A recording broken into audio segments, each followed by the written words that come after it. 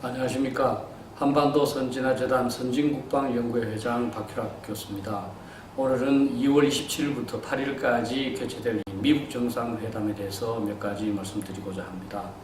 우선 이 회담의 의의에 대해서 제 생각에는 비록 그 성과가 있을지 없을지는 두고 와야 되겠지만 이러한 회담을 지속함으로써 북한의 비핵화를 위한 외교적 압박 이런 것을 지속할 수 있다는 점에서 이가 있다고 봅니다. 또 하나 더욱 중요한 것은 이번 회담을 통해서 북한이 과연 비핵화를 하려고 그러는지 그 의지를 확실하게 테스트해 볼 수 있다고 생각합니다.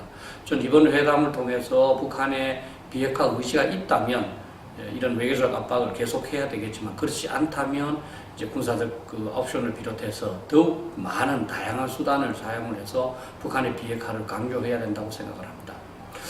두 번째 부분은 이제 이 회담의 성과에 관한 부분인데요.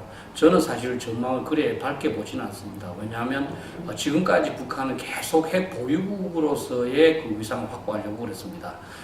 지난 신년사에서도 김정은은 핵 보유국으로서 핵무기도 생산, 사용, 시험, 그다음 전파하지 않겠다는 그런 이야기를 했습니다.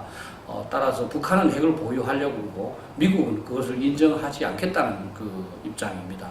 그리고 미국은 북한한테 경제 발전을 이제 약속을 하고 있는데요. 지금까지 북한이 남북회담이든 또는 미국 회담에 대해서 대규모 경제 원조를 요구한 적이 없습니다. 사실 북한이 경제 발전하려고 그러면 미국한테 상당한 규모의 무상 또는 유상 경제 원조를 요구하지 않았겠습니까? 지금 그렇게 하지 않고 있습니다. 따라서 북한은 핵 보유를 통해서 이제 다른 목적, 우리는 사실은 이제 가장 우려하는 게 이제 대남 적화 전략입니다만 그것을 지향하고 있지 않느냐. 따라서 겉으로는 몇 가지 합의가 있으리라고 봅니다.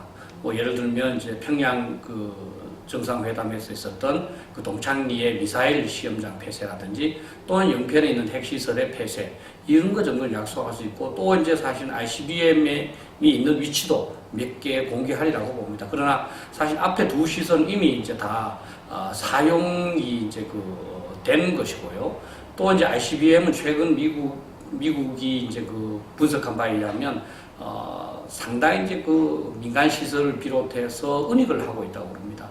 따라서 북한이 이번에 어떤 비핵화에 관련해서 카드를 낸다 하더라도 그렇게 실효성이 있을 것 같지는 않다. 그런데 이제 미국은 그 대가로 우리가 많은 사람 우려하고 있습니다만 이제 연락사무소를 개속한다든지 또는 이제 종전선언을 통해서 북한의 요구를 들어주지 않겠느냐. 그렇게 해서 저는 회담을 통해서 북한한테 얻어내는 것보다는 미국이 양보하는 게 더 크지 않을까 이렇게 우려를 하고 있습니다. 사실 이제 이 회담 관련해서 저는 가장 우려되는 것이 우리 대한민국은 어떻게 하는 것이 좋은가 하는 겁니다. 사실 북한의 핵 위협은 한국한테 가장 직접적인 위협이 됩니다. 그런데 우리는 지금 미국과 북한이 회담을 통해서 어떤 결과를 만들어내는 것을 보고만 있거든요. 이런 점에서 저는 우리가 한번 좀 냉정하게 현재까지 우리의 스탠스를 되돌아볼 필요가 있다.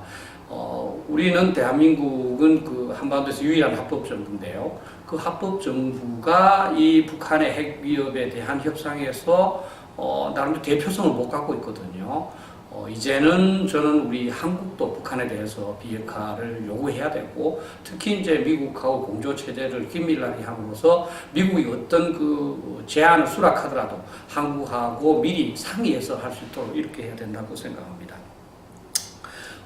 가장 우려되는 사항이 있는데 그건 여러분도 잘 아시다시피 미국이 주한미군 철수 또는 대규모 감축을 약속하는 겁니다. 사실 지난 6월 12일 날 싱가포르 회담 이후에도 트럼프 대통령이 일방적으로 한미연합연습을 중단시킨 사례가 있습니다.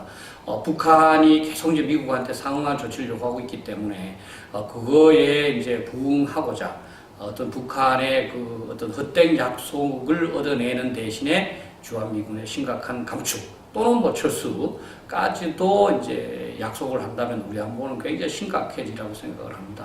특히 저는 이 합의를 통해서 이런 사항이 발표되지 않더라도 1962년도에 이제 쿠바 사태 때 이제 미국이 소련한테 합의에 발표하지 않으면서 이 터키에 있는 자기의 그 미사일을 철거하겠다고 약속을 했고 그대로 한 적이 있습니다. 따라서 이번에 트럼프 대통령이 겉으로는 약속 안 하지만 이 주한미군의 순환 배치를 연기하는 거 등으로 해서 주한미군을 실질적으로 감축한 조치를 양보할까 좀 걱정이 되고 있습니다.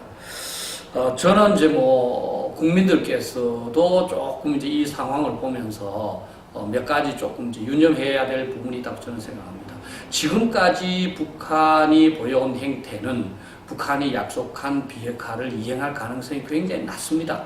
따라서 우리는 북한의 비핵화에 대해서 지나치게 뭐 절망할 필요도 없지만 너무 낙관적인 기대만을 갖고 그냥 다른 조치, 예를 들면 뭐 북한 핵을 억제하거나 방어하는 조치를 전혀 강구하지 않는 그런 모습에서는 곤란하고 좀 더 건전한 여론으로 정부한테 다양한 이 시나리오에 대응하도록 좀 이 여론을 조성해야 되지 않나 이렇게 생각합니다. 또 한 가지는 사실은 이제 누구나가 다 평화를 바랍니다.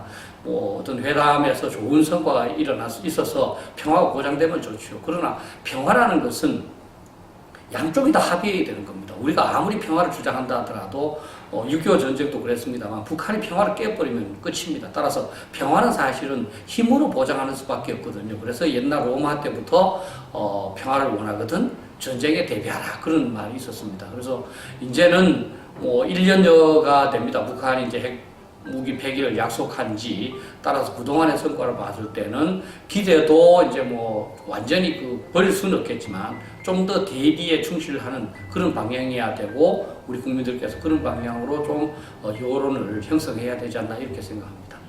감사합니다.